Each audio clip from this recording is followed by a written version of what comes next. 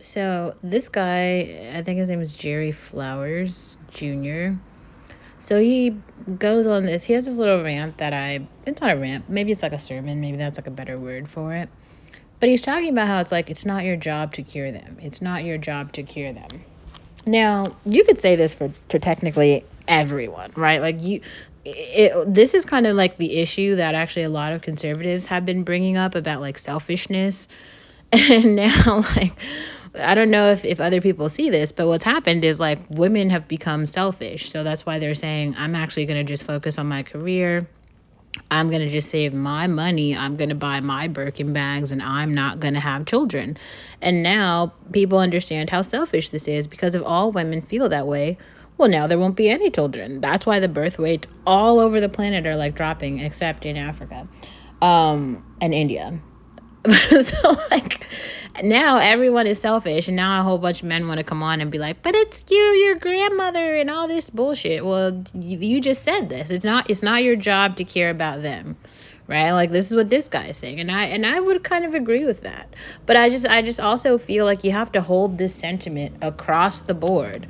So like when Tory Lanez gets sentenced and all that shit, black men need to stop. Don't come on being like, oh, everybody needs to be empathetic. You gotta care. You gotta care. No, no, no, no, no. It is not our job to care about them, right?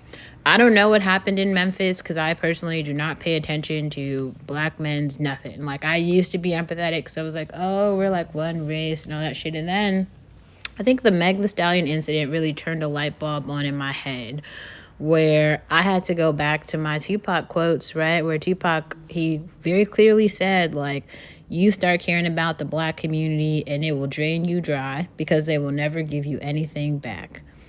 Now, when you say the black community, I think we have to be very specific to include black men here because I do feel like every single time you give to a black woman, the dividends are like 5 or 10 fold. In my personal lived experience, I don't know a time when I've showed up for a black woman and it hasn't like, well, there's one particular black woman that I'm thinking about where I'm like, yeah, this bitch didn't care. But for pretty much everyone else, it's been like, you show up for them, they show up for you. It's like a mutual sort of respect situation. But I cannot say that at all for black men. And I feel like a lot of people don't understand what it means to like live in community because there's all these shows like Power, and now you see Drake posting about Top Boy. All of those shows are about black poverty, and it's very real in the UK, in Canada, in America. Like, black poverty is very real. It is also like well diagnosed. Like, we know why these black people are poor. It's mostly because of like the lack of family structure, the lack of the nuclear family, the inability or maybe lack of knowledge about like property ownership, drug use and drug selling, criminality, and really like philandering. Those are and drug use. I think I already said that, drug and alcohol abuse and use. But those are the problems, right? If you take those things out and you really just get back to whatever book that you are, using, with two parents in a household, you're able to take care of a family. It is very hard. It's difficult, right? Dealing with one person for that number of years, and it requires a certain amount of selflessness. That's true. But if you put up with that, you don't deal with the poverty problems. You deal with like interpersonal problems that everybody deals with. But if you're selfish and you're like me and you're like, yeah, you like, it's actually not very like, you wouldn't need to make little quotes like this if you didn't realize the fact that you just are choosing to like not be a part of society.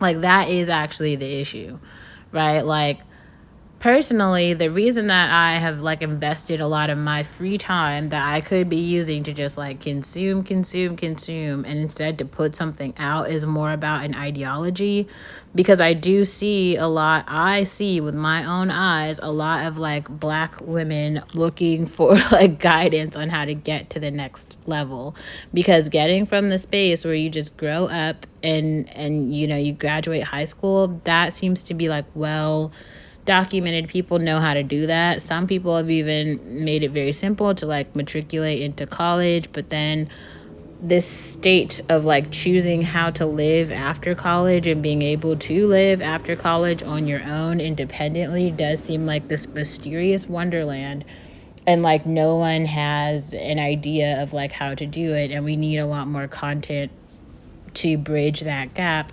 Otherwise, more and more Black women will be lost. There's always like going to be a group of Black women who have a nest egg, who have a good family. They can just go back to their family. Everything will be fine. But there's like another group of women who don't have like a very good family. And so like they're having to figure this out on their own. And they actually don't have the leeway or capacity to make mistakes that could really ruin their lives. And so like we need roadblocks for those women. So men like this who are saying things like this, even though it seems like really well intentioned, all these people are actually saying is like, I see the problems in society and I don't care to fix them. Like, I don't care. That's their problem. They need to go solve their problems themselves. And that's true. That's true. But also just realize like when the problem doesn't get solved, it always hits your front door.